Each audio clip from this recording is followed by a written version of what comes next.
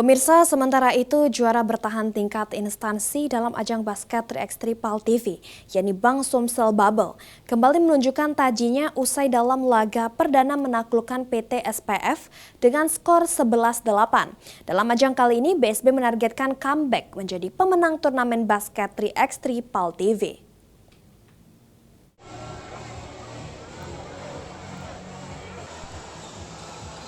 Pertandingan perdana basket 3x3 seri 3 Piala Gubernur PAL TV 2025 kategori instansi kembali dilakoni Bank Sumsel Bubble.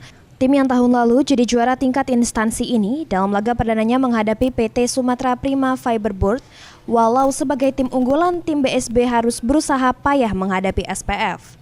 Namun karena sudah berpengalaman mengikuti sejumlah kejuaraan, akhirnya BSB mampu mengatasi SPF dengan skor 11-8.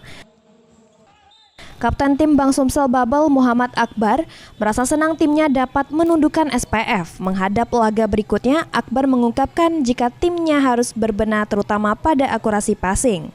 Akbar sendiri optimis jika BSB akan kembali comeback menjadi pemenang dalam ajang basket 3x3 PAL TV tingkat instansi. Ya bangga ya, terus tuh senang. Terus kalau untuk di game, kalau game sih masih banyak kurang-kurang, jadi kita perlu di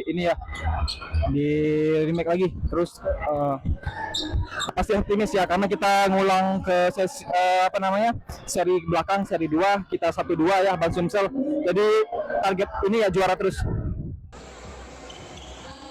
Sementara itu pemain BSB lainnya Muhammad Arsy Aminullah mengungkapkan jika timnya akan memperkuat defense dan penyelesaian offense saat menyerang lawan.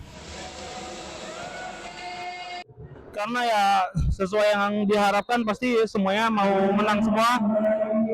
Yang pasti masih ada yang perlu diperbaiki.